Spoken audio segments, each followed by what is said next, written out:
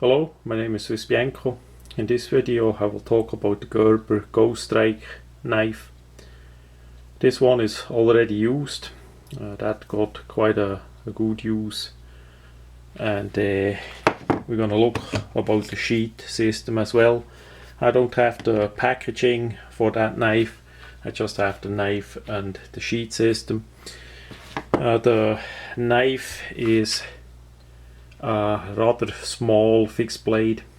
We see it has a black coating that unfortunately doesn't last too long on the blade. There we see quite some use. It's a 420 steel, and on the other side we also see that that is made in USA, in Portland, Oregon. Also we see the model number there. It's slightly hollow ground, the blade itself, and we see also on top here part of the coating disappear. That is where the locking mechanism gonna go over it. Same on the bottom here. I'm gonna show how that interlocks with the sheet in a minute. So the quality of the coating unfortunately is not too well. And then we have the rubberized handle. It's a skeleton handle that they put a rubber coating over it. We have some texture and some gripping surface on it as well. Here we see already damage on that rubber because it's simply too thin of a rubber. I hope the camera gonna see that. Also we have damage, hard damage on the side here, and that really shows us how thin the rubber coating on the handle really is. We have hardly a millimeter on the side, and we see that gonna split apart there because that rubber is simply not gonna holding up too well, unfortunately. For the lanyard hole there, the lanyard hole is a bit small for a paracord, and we see in the middle there exposed metal on it as well. I did contact Gerber so far 4 times about the warranty, if there is anything they can do about such a yeah, I would say it's a flaw in the quality of the rubber, and I never got an answer at all yet. So quite likely I'm gonna fix it up myself. I'm gonna use some JB weld and fill that stuff up, that we at least have the rubber holding on the blade. But quality wise, that is one of the worst Gerber knives that I ever did buy, that's for sure. Then for the sheath system, the sheath system is relatively unique.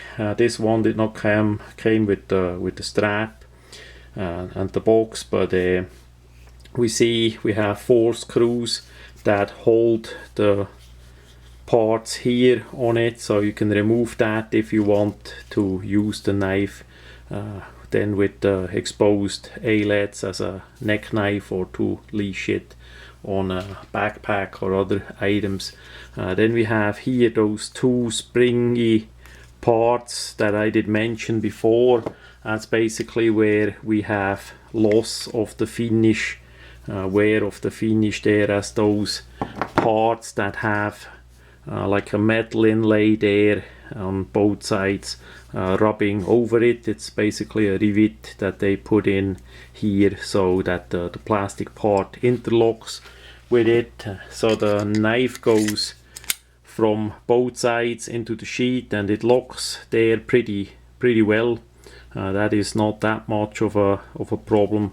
We can take it out and put it the other way in it too. So that's the positive about this knife. If you want to use it left side or right side, you can interchange that how you want, and that you have enough leashing points. If you're not gonna use a strap, you can remove that. You have 6 leashing points for use. So that is relative nice. The sheet also not gonna wiggle or rattle too much, so that is positive too. And there is not that much of a force to drag it out. I would say it's pretty well there. So other than the relative weak finish that they put on, and for sure the absolute weak rubber part that they put on. It would be, I would say, pretty good for a using knife for what it is. It's only a 420 steel, but Gerber did use that kind of steel for a long time, so for using, that is, in my opinion, pretty okay. Could be a better steel, an upgrade for sure if they would make a version in a 154 cm with a better rubber coating on the handle, but then the price of course would go up as well. So that much about the Gerber ghoststrike. That is a bit mixed feeling. Maybe after I fix it up, it will go back into service again and be a bit better than it is now.